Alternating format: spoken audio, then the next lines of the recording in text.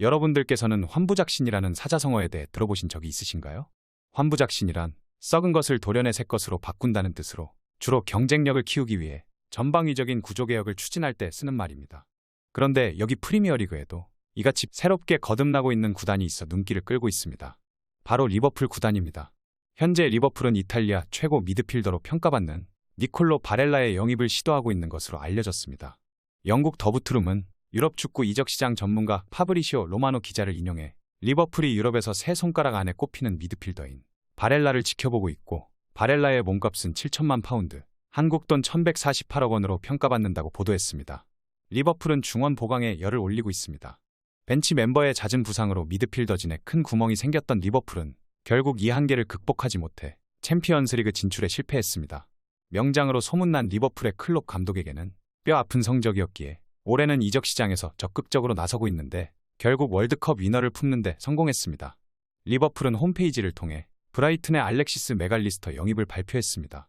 브라이튼은 자신들을 충분히 배려해줬던 맥알리스터의 뜻을 존중해 핵심 멤버를 3,500만 파운드, 한국 돈 574억 원의 저렴한 가격에 판매했습니다. 리버풀 입장에서도 호재였습니다. 당장 주전으로 기용할 수 있는 맥알리스터를 염가에 데려오며 추가적인 중원 보강에 힘을 실을 수 있게 됐기 때문입니다. 이런 상황에 손흥민과 관련된 보도까지 나왔습니다. 영국 미러가 리버풀이 놓친 아쉬운 6명의 선수를 선정해 발표했는데 여기에 손흥민 선수가 이름을 올린 것입니다. 리버풀은 프리미어리그에서 전통의 명가입니다. 오래전부터 잉글랜드를 대표하는 클럽으로 성장했으며 리그와 유럽 대항전에서 꾸준히 두각을 나타냈습니다. 2000년대에 접어들면서 암흑기에 빠지기도 했지만 위르겐 클롭 감독이 오면서 새로운 전성기를 맞이했습니다. 2018-2019 시즌 챔피언스리그에서 트로피를 들어올렸고 2019-2020 시즌엔 오랜 수건이었던 프리미어리그 챔피언에 등극했습니다. 그렇게 리버풀은 많은 선수들이 오고 싶어하는 클럽으로 자리매김했습니다. 하지만 리버풀이 놓친 세계적인 선수들도 있습니다. 이에 영국 매체 미러는 리버풀이 놓친 6명의 슈퍼스타들을 정리했는데 손흥민도 이름을 올렸습니다. 이 매체는 위르겐 클롭 감독이 2013년 도르트문트 시절에 손흥민을 처음 영입하려고 했지만 그는 레버쿠젠에 입단했다고 전했습니다. 이어 클롭은 손흥민이 환상적인 선수고 월드클래스라며 그를 놓친 것은 내 인생 최고의 실수라고 했습니다. 분데스리가 시절 손흥민은 도르트문트의 유독 강의 양봉업자라는 별명을 얻었습니다. 손흥민은 클롭이 리버풀에 부임한 뒤에도 끊임없이 이적설이 제기됐습니다. 미러는 손흥민의 에이전트 티스 블리마이스터에 따르면 리버풀이 손흥민을 여러 번 영입하고 싶다고 제안을 했지만 토트넘 입단 후 손흥민의 이적은 이루어지지 않았다고 설명했습니다. 클롭 감독도 공식적으로 이에 대해 입을 열었는데 지난 시즌에 그는 내 인생에서 가장 큰 실수 중 하나가 손흥민을 영입하지 못한 것이라고 강조했습니다. 또 그는 환상적이며 세계 최고의 공격수라고 전한 바 있습니다. 이렇게 리버풀이 손흥민을 놓쳐 안타까워하고 있지만 정작 토트넘은 손흥민을 평가절하하고 있습니다. 포스테코글루 감독 체제에서 가장 위력을 발휘할 탑플레이어에 손흥민의 이름을 빼버린 것입니다. 토트넘 전문 매체 스퍼스웹은 포스테코글루 감독의 부임에 관련된 특집 기사를 게재했습니다. 포스테코글루의 시스템 하에서 가장 위력을 발휘할 수 있는 탑3 플레이어라는 제하의 기사에서 데스티니 우도지와 탕귀 은돔벨레 그리고 히샬리송이 가장 위력을 발휘할 수 있는 선수라고 보도했습니다. 이 매체는 포스테코글루 전술에서 풀백과 윙백은 필수적이고 수비 안정성과 역습의 중추적 역할을 한다며 포스테코글루 감독은 4-3-3 포메이션을 선호하기에 인버티드 풀백을 적극 활용한다고 강조했습니다. 인터비드 풀백은 전통적 공격 풀백과 달리 빌드업 관여를 위해 3선으로 전진하는 풀백을 의미합니다. 측면뿐만 아니라 센터백 바로 앞에서 두 번째 라인을 만들고 순간적으로 수비형 미드필더 역할을 동시에 수행합니다. 이 매체는 탕귀 은돔벨레를 언급하며 체력에 문제가 있지만 뛰어난 푸더크와 축구 지능을 가지고 있으며 측면 공간을 활용할 수 있고 최전방을 지원할 수 있는 다양한 역할을 할 수 있는 카드라고 전했습니다. 또 매체는 포스테코글루 감독이 윙어를 측면뿐만 아니라 중앙으로 포지션 체인지를 잘 활용하는데 히샬리송은 에버턴에서 이 역할을 잘 수행했고 상대 중앙에서 자유롭게 뛸 수 있으며 케인이 수비수를 끌어들일 경우 침투를 폭발적으로 할 수 있는 기회를 가질 수 있다고 주장했습니다. 하지만 이 역할을 그동안 가장 잘했고 입증된 선수는 손흥민입니다. 안토니오 콘테 감독 체제에서 히샬리송은 출전 기회 자체를 받지 못했지만 손흥민은 이반 페리시치와 함께 뛰면서 수비 부담과 포지션 중복이라는 두 가지 악재를 안고 경기를 치렀습니다. 한마디로 토트넘은 손흥민에게 고생이라는 고생은 다 시키고 지금 와서는 무시하고 있는 것입니다. 한편 손흥민의 영혼의 단짝인 케인 선수는 토트넘을 떠날 가능성이 제기되고 있습니다. 한 달 전만 해도 예상할 수 없었던 일이 차츰 현실이 돼가는 모양새인데 정상급 공격수 영입이 급한 파리 생제르맹 내부에서 케인의 이름에 힘이 실리고 있다는 보도입니다. 스페인 매체 렐레보의 마테오 모레토 기자는 자신의 SNS를 통해 PSG가 케인의 움직임을 주시하고 있으며 그들은 새 감독이 누가 됐든 전방 공격수를 찾고 있다고 전했습니다. 2023-2024 시즌을 준비하는 PSG는 공격진 구성에 난항을 겪고 있습니다. 한 축을 이뤘던 리오넬 메시가 미국 메이저리그 사커의 인터 마이애미 FC 이적을 확정했고 네이마르는 계속된 부상으로 중동 이적설까지 돌고 있습니다. 여기에 팀의 핵심이자 주축 공격수인 킬리안 음바페마저 레알 마드리드 이적설이 나오면서 공격진 자체가 크게 흔들리게 됐습니다.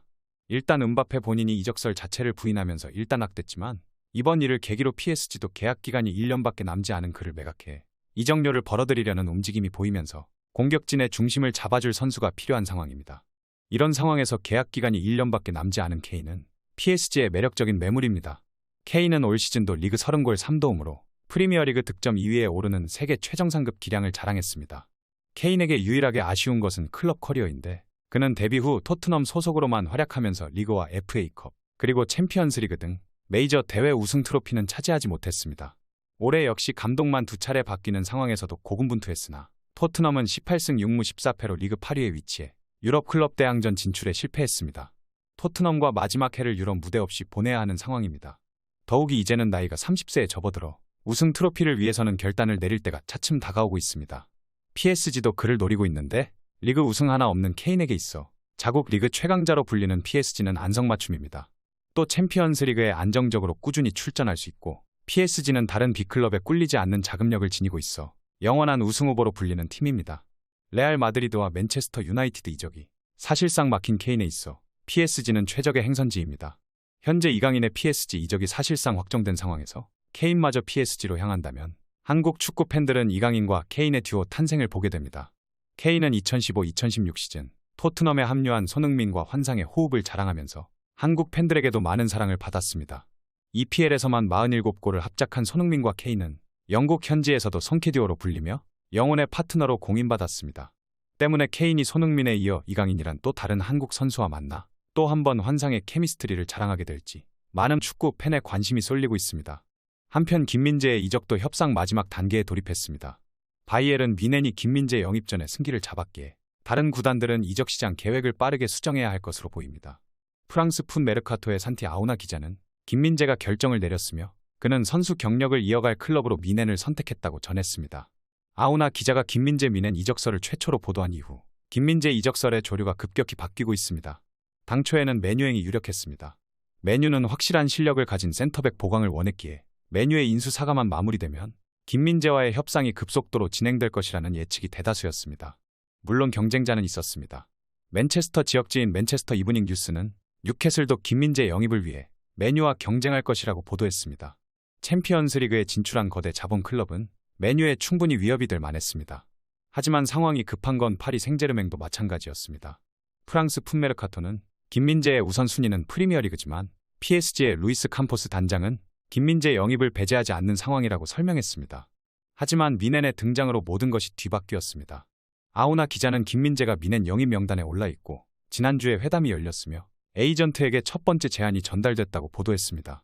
이어 미넨 소식에 정통한 독일 스카이 스포츠의 플로리안 플레텐베르크 기자 역시 김민재는 미넨이 확실하게 지켜보고 있는 선수고 그는 다음 몇 주 동안 인기 있는 이적 대상이 될 것이라고 전했습니다.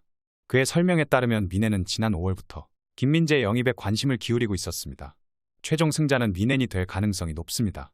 유럽 축구 이적시장 전문가 파브리시오 로마노 기자는 김민재와 미넨 간의 계약이 거의 합의됐으며 그것을 끝내는 것은 시간 문제인 것 같다며 김민재가 2028년까지 계약을 맺을 것이라 전했습니다. 김민재의 마음도 미넨 쪽으로 기울고 있습니다. 풋메르카토는 주요 프리미어리그 팀들뿐만 아니라 PSG도 김민재에게 관심이 있었지만 그의 선택은 사실 미넨이었다며 미넨은 바이아웃을 통해 주요 2의 당사자들과 나폴리를 설득했다고 설명했습니다. 미넨이 제시한 연봉도 놀라운 수준입니다. 무려 1천만 유로, 한국 돈 140억 원입니다. 매체는 김민재가 미넨에서 1천만 유로의 연봉을 받는 장기 계약을 맺을 것이며 그의 에이전트 또한 엄청난 수수료를 받을 것이라고 언급했습니다.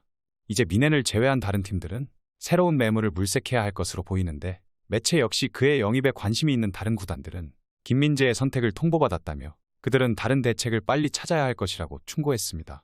김민재는 미넨으로, 이강인은 파리 생제르맹으로 가는 이 상황에서 과연 손흥민 선수까지 리버풀로 떠날 수 있을지 귀추가 주목되고 있는데요. 개인적으로 저는 손흥민 선수가 어디로든 떠났으면 좋겠습니다. 그냥 토트넘을 떠나는 모습을 보고 싶을 뿐입니다. 토트넘은 손흥민 선수를 무시하고 있습니다. 초반에 전해드린 바와 같이 다음 시즌 기대되는 탑3 공격수에도 이름을 뺐기 때문입니다. 손흥민 선수가 이런 팀에는 있는다는 건 보는 팬들에게는 너무 힘든 일입니다. 현재 이강인 선수가 가게 될 파리에도 음바페와 네이마르가 떠난다면 자리가 빌 것으로 보이는데, 기왕이면 이강인 선수와 손흥민 선수가 같이 뛰는 것도 나쁘지 않은 것 같습니다. 물론 손흥민 선수를 프리미어리그에서 계속 보고 싶은 건 사실이나 그게 토트넘이라면 사양하겠습니다. 대한민국의 자랑스러운 후배 선수들이 역대급 이적을 성사시키는 상황에서 부디 손흥민 선수의 이적 소식도 전해지길 응원하겠습니다.